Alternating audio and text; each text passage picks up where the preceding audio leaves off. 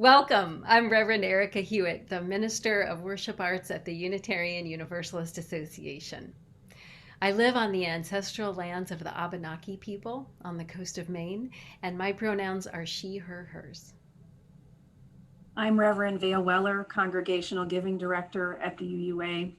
I live on the ancestral land of the Ohlone people in San Mateo, California, and I use she, her, her pronouns. This worship service is an offering from your UUA, Worship Web, our Stewardship and Development Department, and your UUA President. It's an expression of our covenant to and with each other. You are part of us and we are part of you. In our joyful process of collaboration with the stellar religious professionals you're about to meet, we centered our care for you, the congregations of the Unitarian Universalist Association. Even in these times when we are with one another virtually, let us remember that we belong to one another.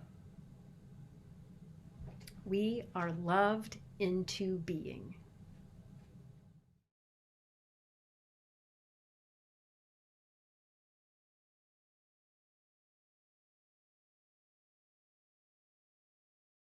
These are times of isolation and loneliness. Our hearts long for connection and for one another. Illness has visited our lives. Struggle and pain are in our communities. Our children's lives have been disrupted. There has been such great loss. And yet we are surrounded by beauty, by grace, and by music that blesses us. All the while, we are surrounded by love. We are loved into courage. We are loved into community. We are loved into generosity. We are loved into being. We are loved into being. Come, let us open our hearts and grow the size of our souls. Come, let us worship together.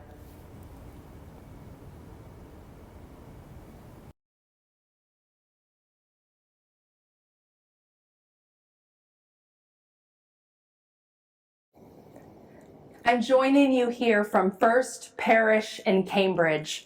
And I want to thank the First Parish community and Reverend Adam Lawrence Dyer for offering their space to us.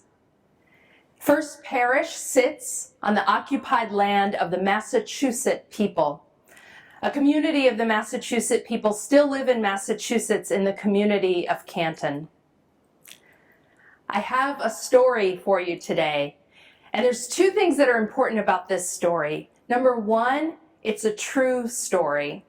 And number two, it's an anonymous story. So I read this story many years ago in Yes magazine, and the author of the story was listed only as Jane B. I love this story because it speaks to the fact that even in incredibly difficult circumstances, that the presence of love, that acts of generosity and hospitality really are life-saving. Here's Jane's story. Jane and her brother grew up in the 1940s in Hollywood, California, a town known for show business. Now, Jane says that she and her brother were adopted by their parents, not because their parents loved children, but because their parents thought it completed the image of the perfect Hollywood family. A beautiful home in Beverly Hills, a fleet of servants, 2 adorable children, and a little spaniel dog. Jane and her brother hardly ever saw their parents. They were largely raised by the housekeepers and nannies. It was only on Sunday when the whole family went to the country club. There, Jane and her brother were expected to be perfectly well behaved, not to run around or get dirty, to know which piece of silverware to use at every course. to be seen but not heard. They were taught to speak only when spoken to. Looking back, Jane said of herself, "I wasn't a real girl. I was a cardboard cutout of a girl." Jane's best memories from her childhood were when she was with her grandmother. And one day, her grandmother took her to a rummage sale in a church basement. Now, this was Hollywood, California. So this rummage sale was filled with costumes and fancy clothes that were from the movies or from movie stars. Jane's grandmother gave her $2, which was a lot of money at that time, and said, "Buy whatever you want." Well, Jane went home with 2 armfuls of things, and as soon as she got home, she ran straight up to her room with all of that loot, and she started trying things on. Finally, she settled on a little pink night dress, a big broad hat, white satin gloves, and every piece of costume jewelry that she bought. She looked at herself in the mirror, and Jane was awestruck. She looked like a different person. She decided to give herself a new name, Madame Modifus. Now, whereas Jane was quiet, Madame Modifus was bold. And whereas Jane was shy, Madame Modifus was flamboyant. And whereas Jane always did exactly as she was told, well, Madame Modifus, she had a mind of her own. Jane, all dressed up, ran down the stairs across the yard to the house next door and knocked on the door. When the mother next door and her little son opened the door, their jaws fell open. Jane said, "My name is Madame Modifus. May I come in for tea?"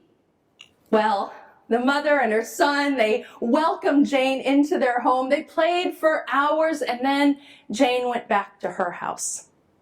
Now, any time that Jane had a little bit of time to herself, she would get all dressed up and she would run to the neighbor's house, and they just came to call her Madame Modifus.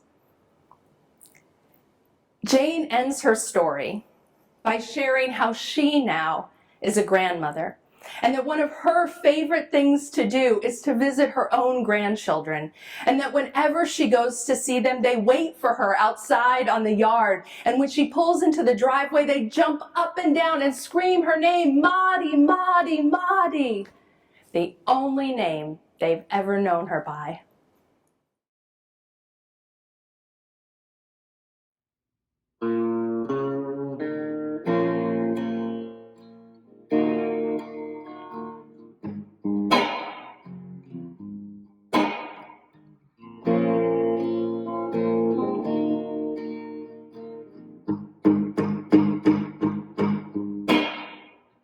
There are days that I won't remember.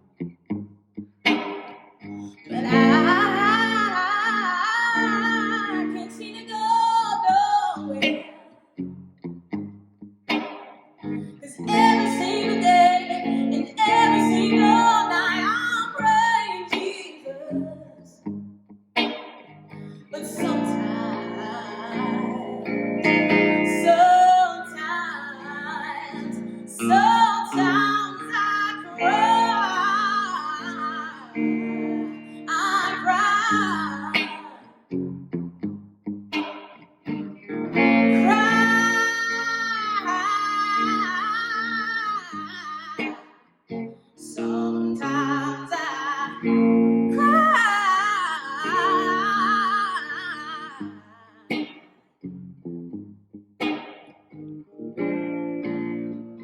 I can't do nothing else.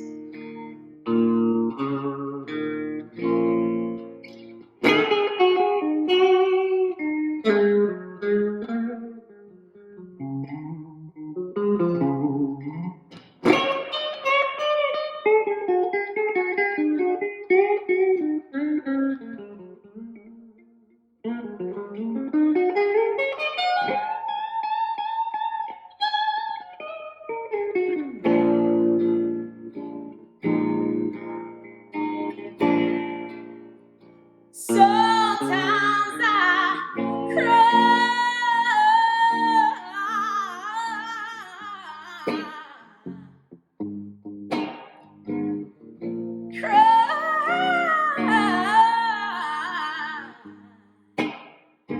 Sometimes I cry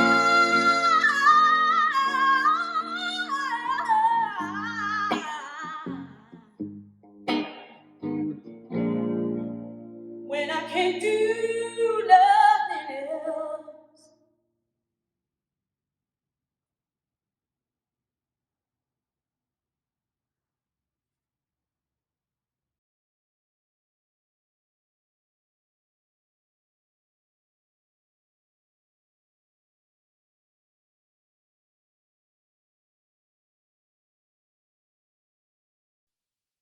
Dear ones, we will now enter a time of libations, lamentation, and prayer. The pouring of libations is a centuries-old ritual performed by many cultures.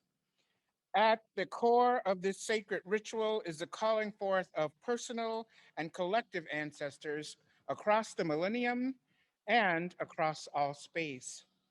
Libations are poured to honor life, all life. Before we begin, it is just and holy that we honor the original lands of the indigenous community or communities where we live. As I am here at Community Church of New York in New York City, specifically Midtown Manhattan, I must honor that these lands are of the Lenape peoples. The Lenape offspring of the Algonquin civilization and includes present-day New Jersey, New York, and Delaware. If you know them, please call to mind the indigenous peoples where you reside, honoring that these lands are not ours, and we must always honor this truth. I will now call upon the ancestors from all directions as I remain before you, even virtually. I invite you to respond Ashe as each direction is honored. The pouring of libations. To the east, lands of the rising sun, elements of air with the color yellow, ancestors of the East, be with us now. Ashe.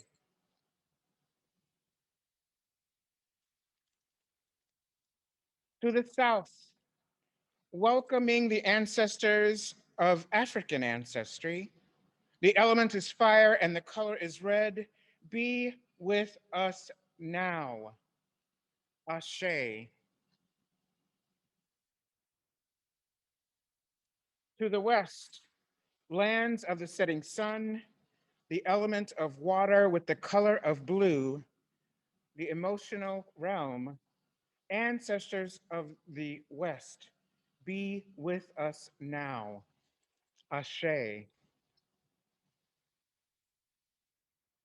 To the North, the elements of earth with the color of green, the direction of sustenance and grounding, ancestors of the North, be with us now.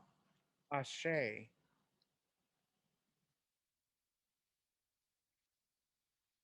Lastly, I pour libations to the heavens, the plants, the seas, the animals, and all winged creatures. Be with us now. Ashe.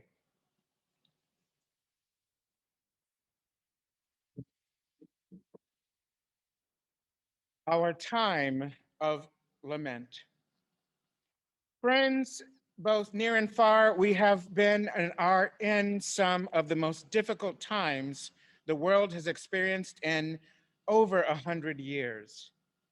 COVID-19 continues to unleash havoc on this country and the world, with over 500,000 people dying here in the United States, the most the world over, even as over 1 million vaccines are being given daily. The level of grief so many are experiencing with isolation, feeling like incarceration, full-time parenting, providing online, full-time educational learning for children is much too much.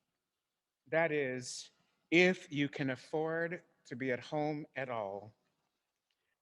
Some of our workloads have produced a level of fatigue, particularly for some mothers and other caregivers, creating levels of despair, which is leading to depression.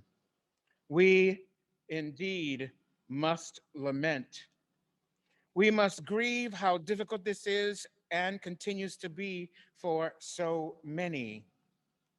At once, it's also true that we recently heard the life expectancy for everyone has decreased during the pandemic.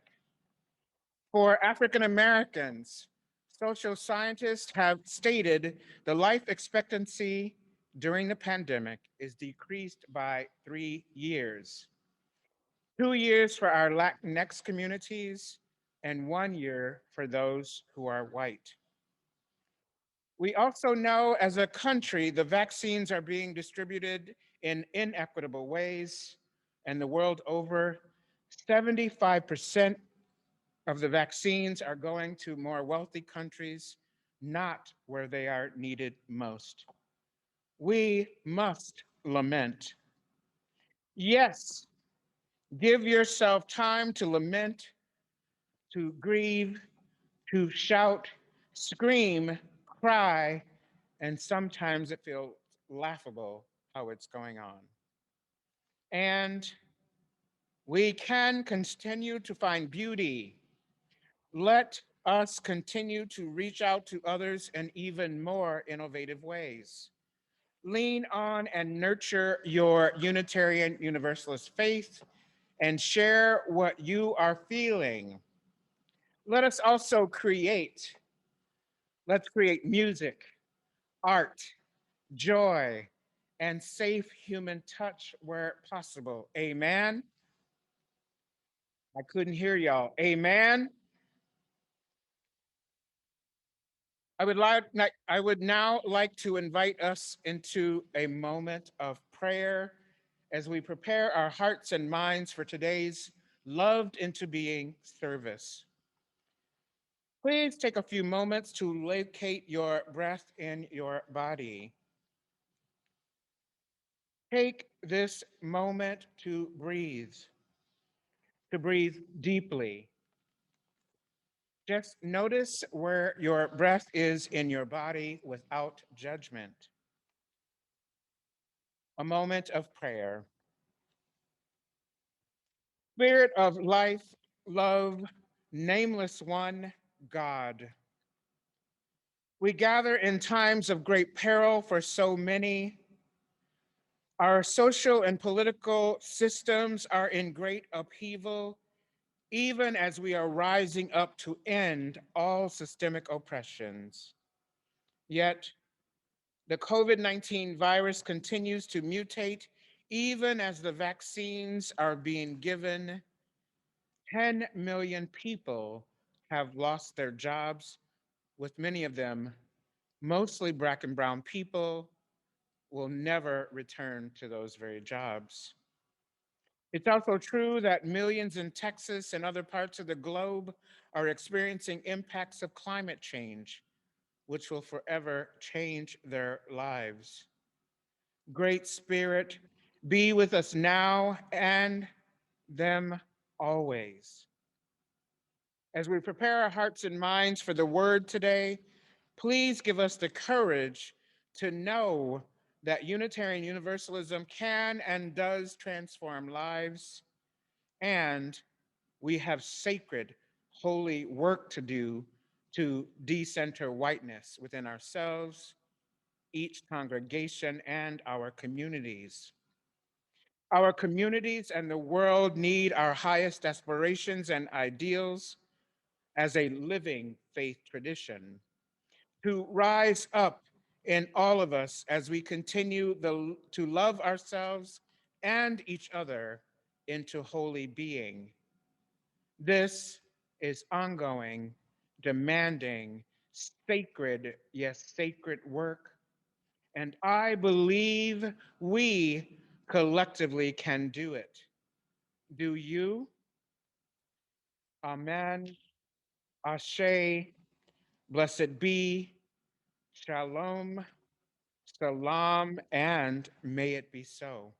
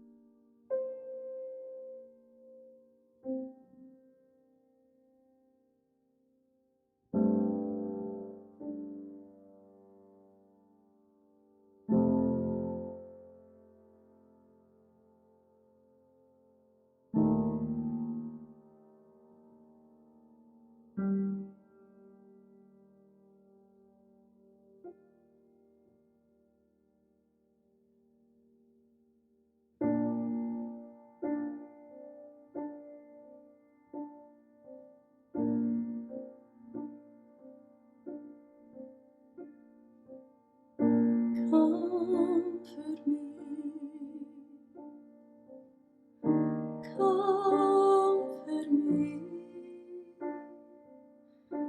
comfort me, oh my soul.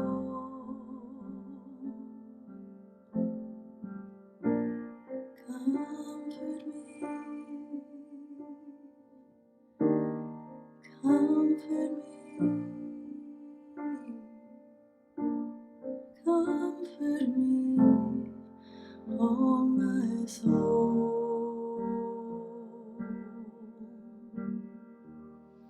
Stay with me, stay with me, stay with me, oh my soul. Stay with me, stay with me, stay with me, oh my soul. Sing with me, sing with me. Sing with me, oh my soul. Sing with me, sing with me,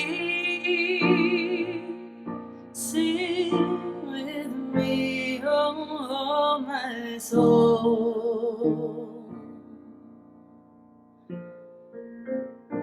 Pray with me,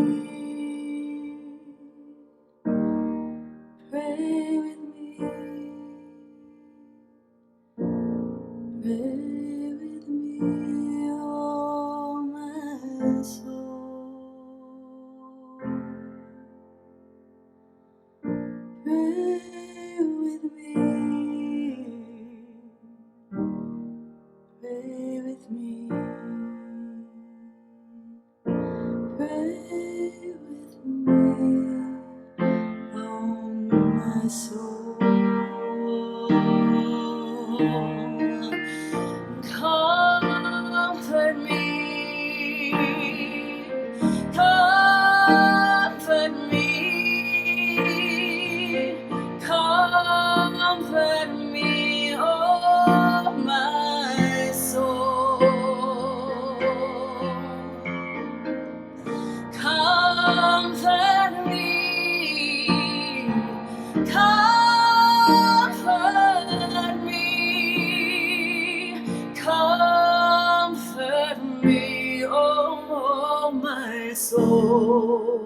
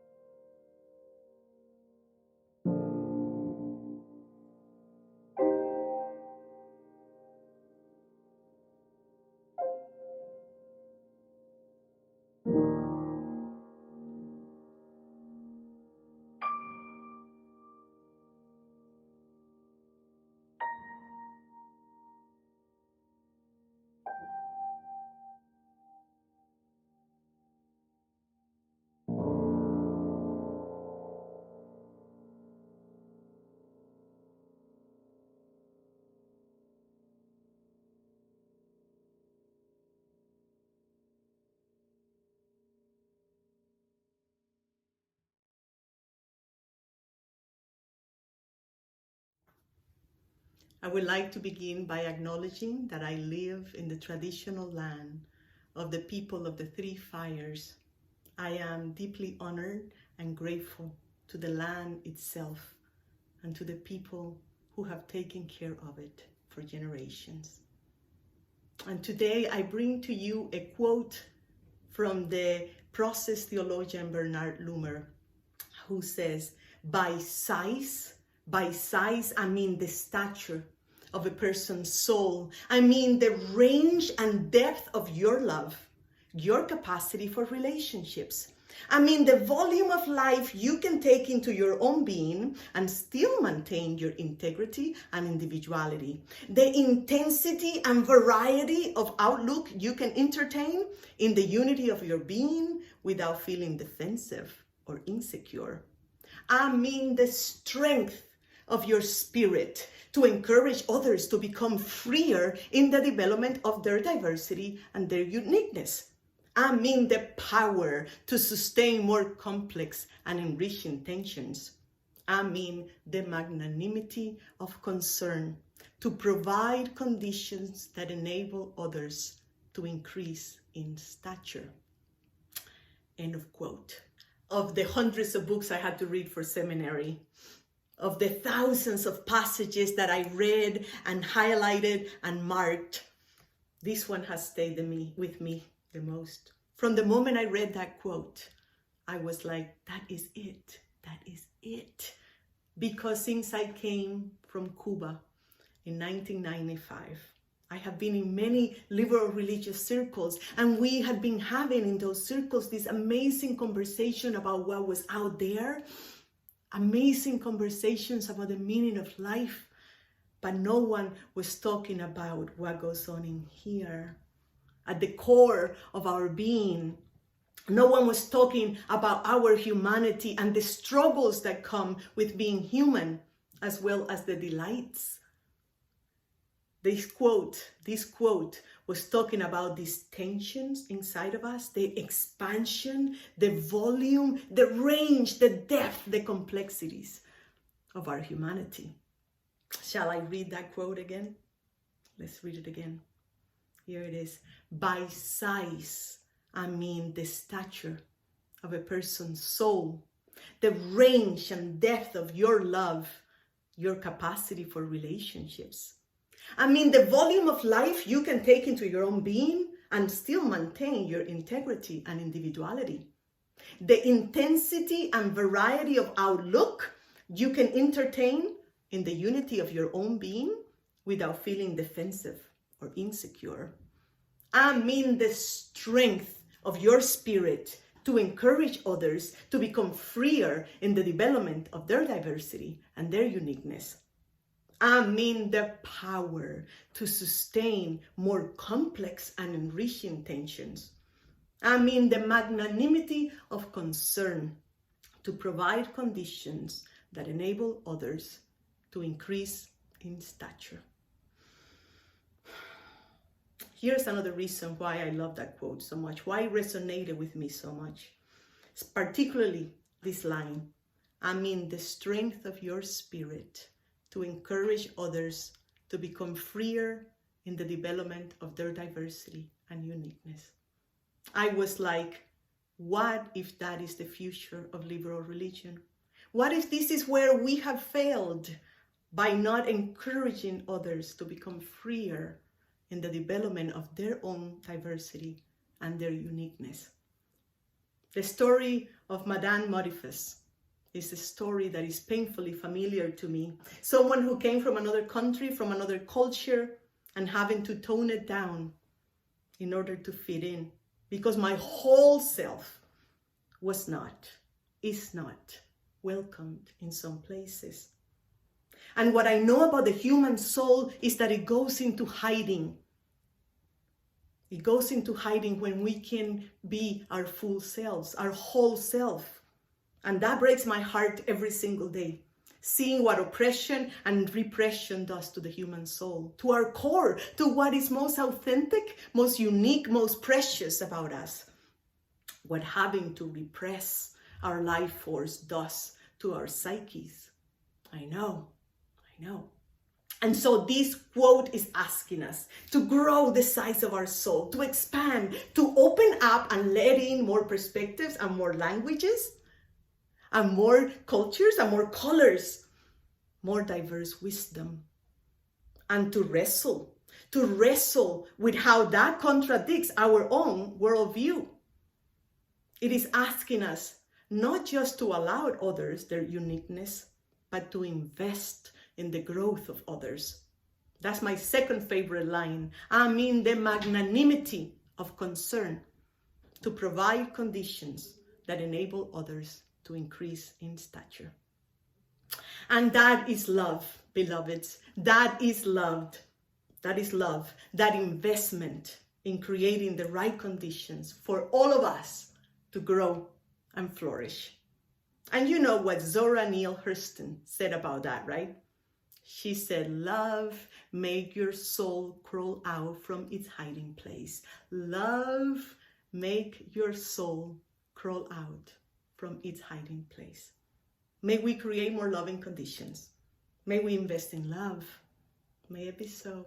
May it be so. Amen and Ashe.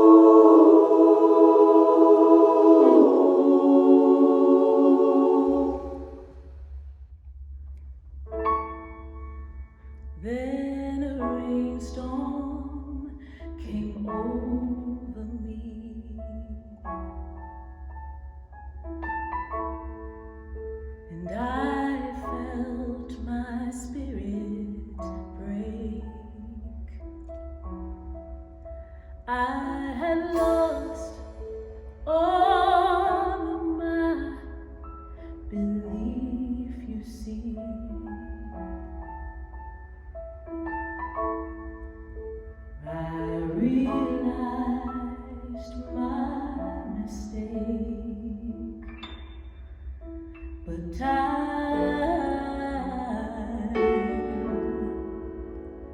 through a prayer to me, and all around me became still. I need love, love's divine. Please forgive me now. I see that I've been blind. Give me love.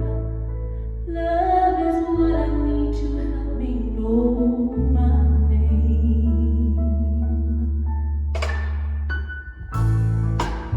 In the rainstorm came sanctuary, and I felt my spirit fly. I have found all of my reality. I realize what it takes. Give me love, love divine. Please forgive me now. I see that I've been blind. Give me love. Love is what I need to help me know my name. Oh, I don't bend, don't break. Show me how to live and promise me you won't mistake. Love will help me know my name.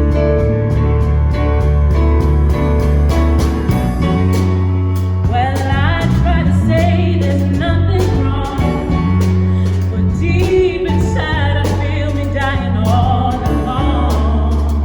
But the message here is plain to see.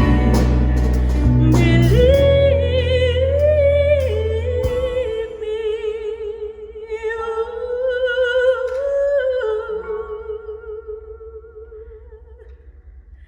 give me love, love divine.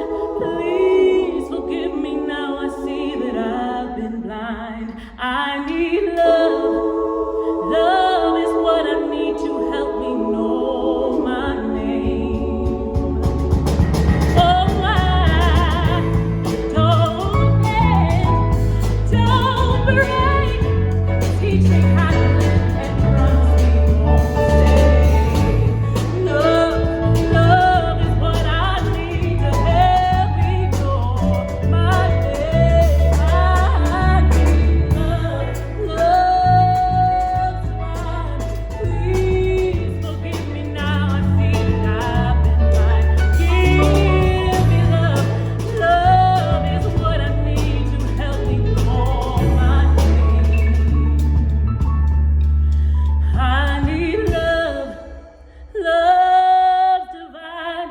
Please forgive me now. I see that I've been blind. I need love, love is what I need to help me know my name. Oh, give me love, love divine. Please forgive me now. I see that I've been blind. Give me love, love is what I need. Love is what I need to help me. When I've walked to the end of my road, I've walked to the end of my road. Love, love, I need love. Love is what I need to help me know my name. And if you just love me, love will help me know my name.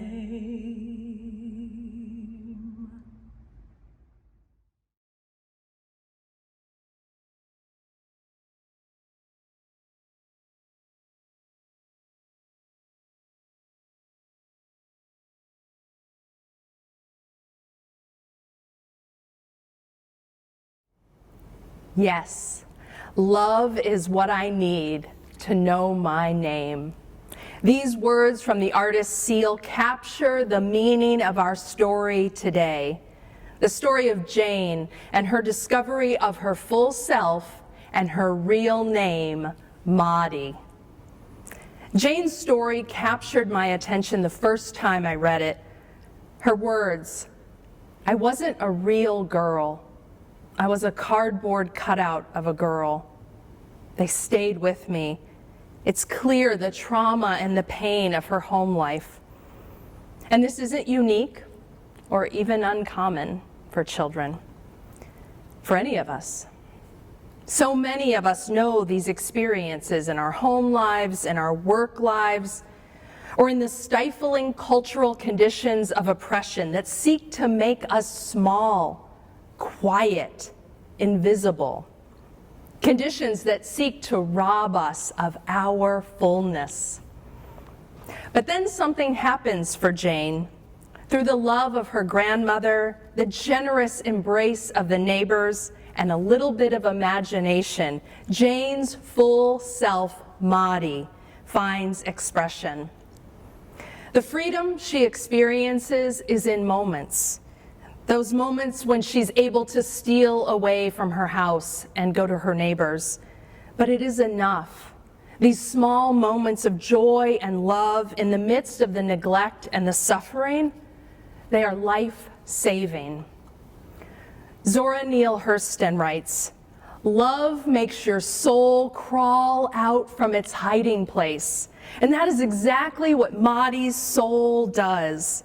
She is loved into the fullness of her being. I hear echoes of my own story in this story. And maybe you do too. For me, in a time of tremendous difficulty in my life, my UU church was the neighbor's house, full of warmth and welcome, music and imagination. And the grandmother, that was my Sunday school teachers, whose love and care, coupled with joy and attention, it made a difference in my life when I most needed it. That congregation, that community, those teachers, they helped me find my voice, my spirit, my soul. They loved me into being. I imagine that you too have stories like this.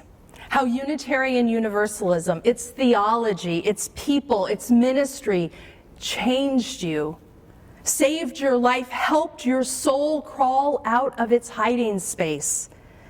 How it helped grow the size of your soul. As process theologian Bernard Loomer so powerfully describes, by size, I mean the stature of a person's soul, the range and depth of your love, your capacity for relationships. I mean the volume of life you can take into your being and still maintain your integrity and individuality. There's so much expansiveness and generosity in Loomer's definition of the size of your soul. And he goes on. He says, I mean the strength of your spirit to encourage others to become freer in the development in their diversity and uniqueness. I mean the magnanimity of concern to provide conditions that enable others to increase in stature. You see, Loomer is not just talking about individual growth and liberation. And this matters to us as Unitarian Universalists because our faith has never been solely about individual spiritual growth. As Unitarian Universalists, we understand salvation not as individual but collective. We recognize the fundamental interconnectedness, interdependence of all life and of humanity. Foundational to the core theological idea of interdependence is that mutuality and responsibility are inherent to who we are as human beings. We are not islands. And our tradition calls us not to individual freedom or transformation alone, but to the liberation and thriving of all people. One of the most important and successful campaigns within Unitarian Universalism over this past year was UU the Vote, a national effort for Unitarian Universalists to partner with local grassroots organizing and voting rights groups on an unprecedented voter engagement, voter registration, and voter turnout effort. It was the first ever effort like this on our part as a larger association, and it was awesome. But here's something you may not know about UU the Vote. When I first shared the idea for UU the Vote at the 2019 General Assembly, I didn't know if it would take hold. I was simply throwing out a seed of a dream, imagining there before thousands of you, congregational delegates at GA, I asked, what if we as UUs helped engage and mobilize 1 million people to vote in the 2020 election? When I said that, it was scary. It seemed impossible. And in fact, the next time I talked about UU the Vote at a local congregation, I reduced the number to 500,000. But before we'd even started to create the team and the infrastructure, when we were still just talking about this idea, congregational leaders, ministers, religious educators, and members were clamoring to volunteer. Financial gifts began coming in, some unsolicited. Folks were ready to say yes, ready to give generously of their time and resources because they knew that our values of justice and compassion, that our system of democracy, and the literal lives and well-being of our neighbors, of our loved ones, of each other were on the line and on the ballot. Thousands of people volunteered. Thousands of donors came forward from our congregations, many of you, and together we invested tens of thousands, if not hundreds of thousands of hours and well over $1 million to vote love in the 2020 election. And in the end, we reached well over 3 million potential voters, far exceeding our wildest dreams. In what was the largest, most transparent and accessible election in our history, we UUs played a significant role. And we were likely the largest, most organized, faith-based, pro-democracy effort during the election. Wow. Imagination, generosity, commitment, collective action. These fueled UU the Vote.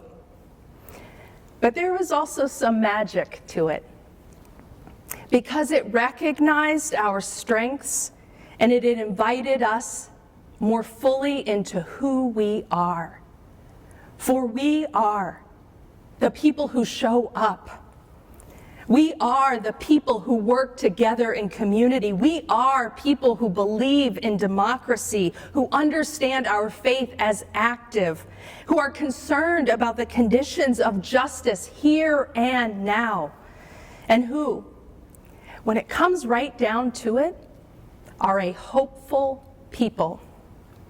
We are a hopeful people about what is possible and about our agency and capacity to meet the challenges of our time.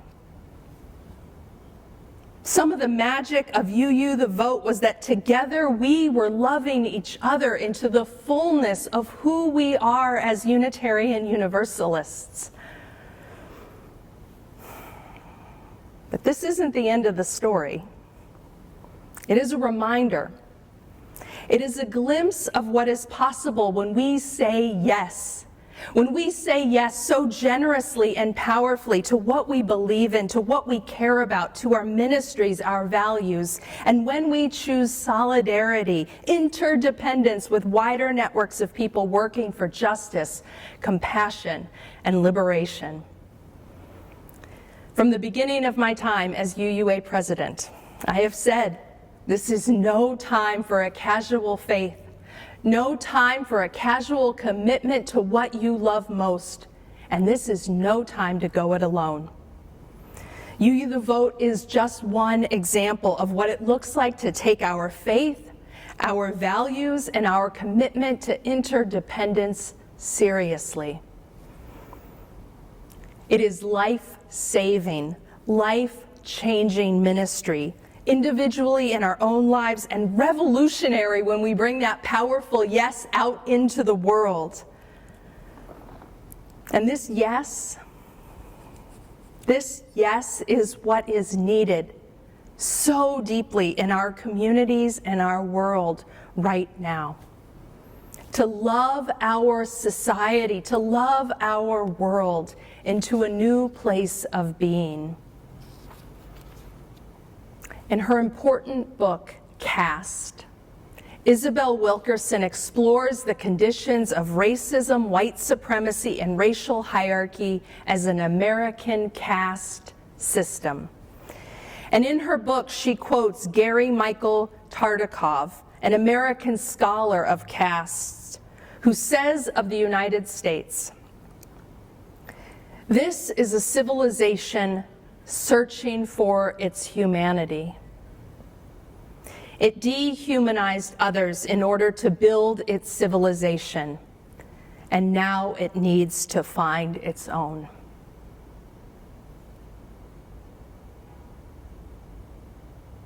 There's power in those words and that history.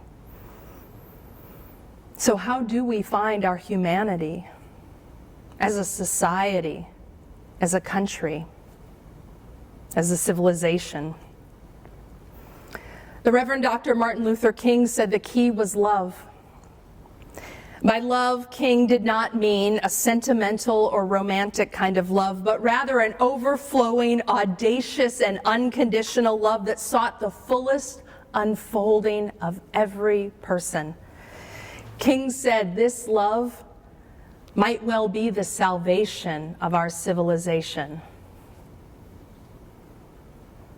The only way that we overcome the forces of racism, domination, discrimination, dehumanization, the forces that are at the foundation of the United States, those forces that have the effect of dehumanizing our society, the only way we overcome those forces is to turn to the deepest source of our humanity. And as Unitarian Universalists, we know that that foundation, that source of our humanity, is our compassion and our interdependence, our mutuality and relationship and responsibility to each other. In other words, I would take Bernard Loomer's words and King's words and say, we need to grow the size of our love.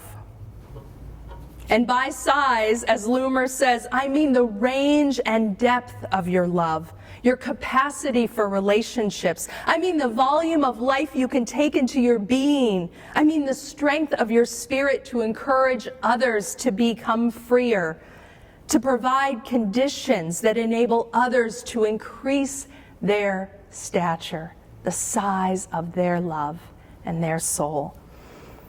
And this is where the real spiritual depth and calling of our faith lives, not just as an intellectual exercise, but as embodiment. Embodying and growing our capacity for this powerful form of love that encourages all of us to live into the fullness of our being and that is committed to the conditions that make this fullness possible for everyone. Compassion, interdependence.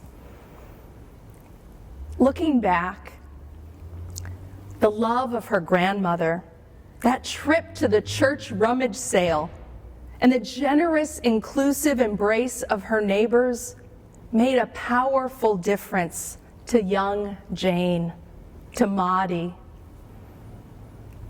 Looking back, the warmth and magic of my UU church and the love and care of my Sunday school and youth leaders shaped my life and my calling in ways that I will always be grateful for and will never be able to repay. Looking back, UU the Vote became this incredible source of community, joy, and positive action in the midst of what was one of the most traumatic times in our lives. It drew us together in unprecedented ways and was a lifeline. And this is not the end of the story.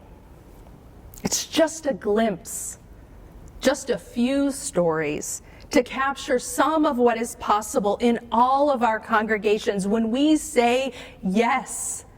When we say yes boldly, audaciously, powerfully to our values, to our spirits and our love, and to one another. These stories and more are happening all across our congregations. None of us will ever know all the difference that our generosity to our congregations has made to the lives of our children, our families, our elders, to the lives and conditions of our larger communities. We'll never know all the ways that we have helped make a difference. When we give boldly, generously, audaciously of our financial resources as we are able, we make our values and our ministry manifest in the world. When we give generously of our hearts and our care and our love to our children and families, elders and adults, young adults and youth, we change lives. We save lives. And when we dream big, as leaders and staff, about the impact we are called to make in the wider world, lives are changed. The material conditions of our communities can change. We are changed. We make it possible, loved into fullness, loved into being. May we keep saying yes, boldly, courageously, and lovingly to our values and our faith. May it be so.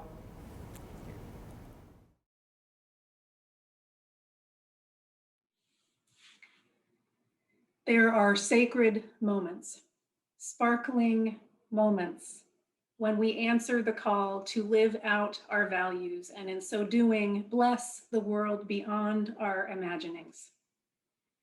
These powerful, sparkling moments are times when we are truly alive, when we feel and know and demonstrate our values because of the principles that have claimed us, because of this faith that we share, because we have been loved into being.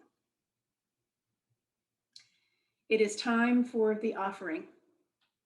This is a chance to give of your tangible energy to benefit the congregation which has nurtured and grown you, so that in turn it can be a powerful presence for future generations. This is an opportunity to make manifest generosity. This is an invitation to align resources and highest values.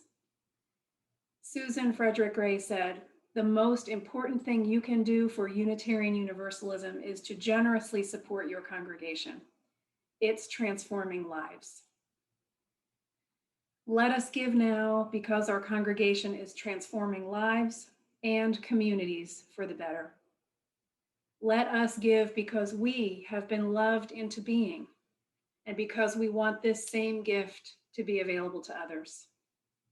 Let us give because we want generosity to be our response to the world. The offering will both be given and received with abundant gratitude.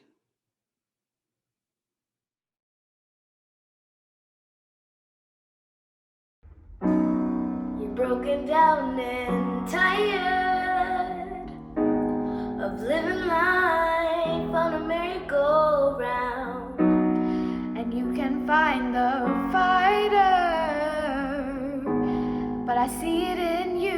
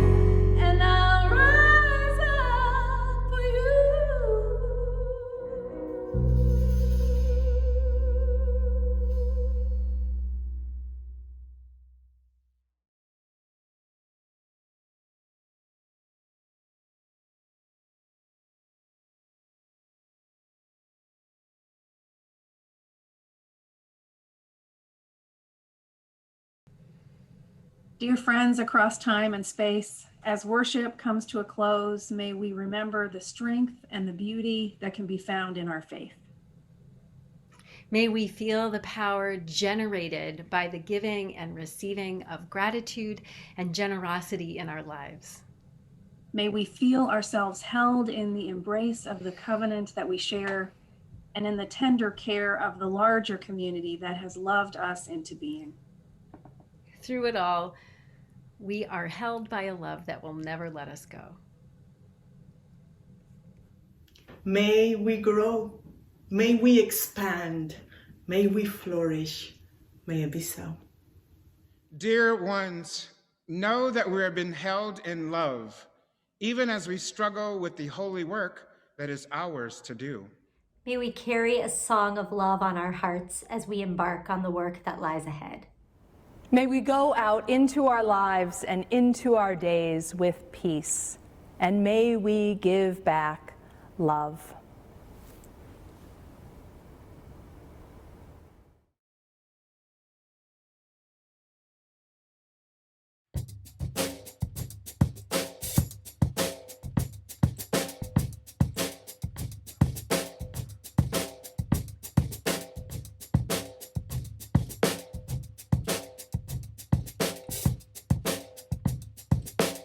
It's not the waking or the rising. It's the grounding of a foot uncompromising. It's not forgoing of the light. It's not the opening of the eyes. It's not the waking, it's the rising. It's not the shade we should be casting. It's the light and it's the obstacle that casts it. It's the heart that drives the light. It's the fire it ignites. It's not the waking, it's the rising. It's not the song, but it's the singing. It's the heaven of the human spirit ringing. It is the bringing of the light. It is the bearing of the rhyme. It's not the waking, it's the rising. And I could cry power, power, power, power, Lord. Nina cried power, Billy cried power, Babies cried power. And I could cry power, power, oh power, Lord. Curtis cried power, Patty cried power, Nina cried power. It's not the war, but what's behind it. Lord, the fear of our men is fear assignment, and everything that we're denied by keeping the divide. It's not the waking, it's the rising. And I just cry power, power, oh power,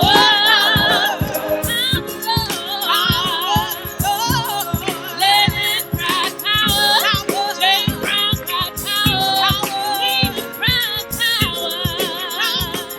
power, and I could cry power, power, set power,